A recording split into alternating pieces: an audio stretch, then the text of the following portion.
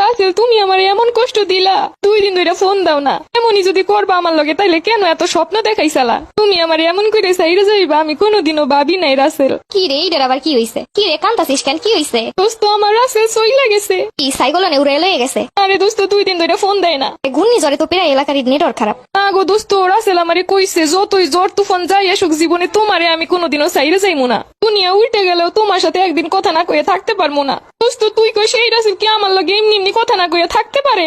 শোন, তোর এই আবেগের কথা বাদ দিয়ে বিবেকের কথায় আয়। সেই সময় তো কথার কথা কইছিল, কিন্তু এখন তো বাস্তবিক ঘূর্ণিঝড় হইছে। তারপরেও তো একটাবার কইবো আমার ঘূর্ণিঝড়ে উড়ে লইয়ে গেছে।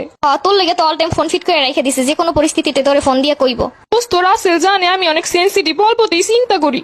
রাসেল যদি সত্যি বাইসে থাকতো বা আমার সাথে সম্পর্ক রাখতে চাইতো তাইলে অবশ্যই আমার ফোন দিত। তাহলে তুই কি ভাবতেছিস সময়টা গেছে? পিসি বান্ধবী, এটা তুই কি কইলি? আমার এরকমের কবুতরের বাচ্চার মতো একটা বয়ফ্রেন্ড ও মইরা যাইবো, এটা কেমনি কইলি তুই? কান্তাছিস কেন? এইটা ক।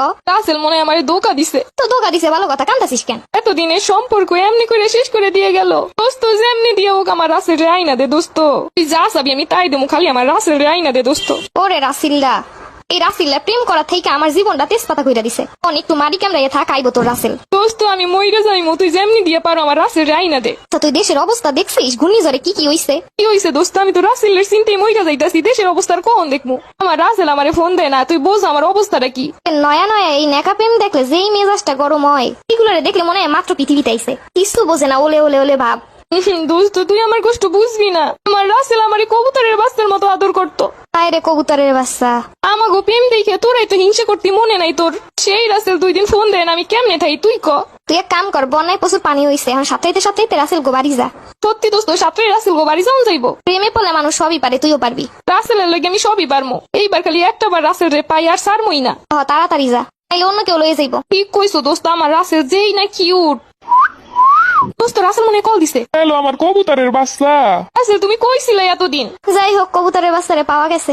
যেই জ্বর হইছে কিছু নাই, সব ব্যাংকে ছুটে লইয়ে গেছে। খালি কোন রকম ঘরের খুঁড়ি মুড়ি ধরে আসি। আরে তোমার উপর দিয়ে এত কিছু গেছে? মোবাইলে চার্জ নাই, আরেক ভাই মোবাইল একটু চার্জ আছে দেখে তোমার কাছে ফোন দিছি।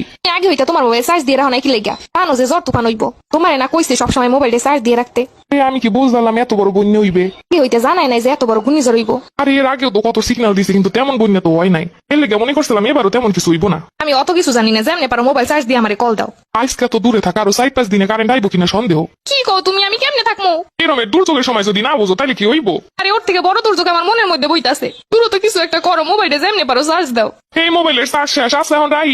এখনো কথা এখনো শেষ হয় নাই। মানুষের মোবাইলটা কল দিছি, চার্জ হেও শেষ। কোনো রাসেল, আমি কিন্তু কথা না কইয়ে থাকতে পারুম না। হ্যালো, কাইটা দিছে।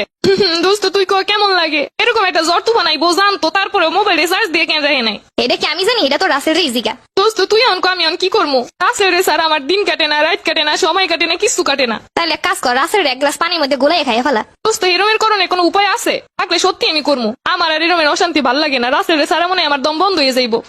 ওরে রাসেল এরমের প্রেম কোন জায়গা দিয়ে আসে? ভাগ্যিস আমাগো কপালে এরম একটা রাসেল নাই, নাইলে মনে হয় আমরাও মরে যাইতাম।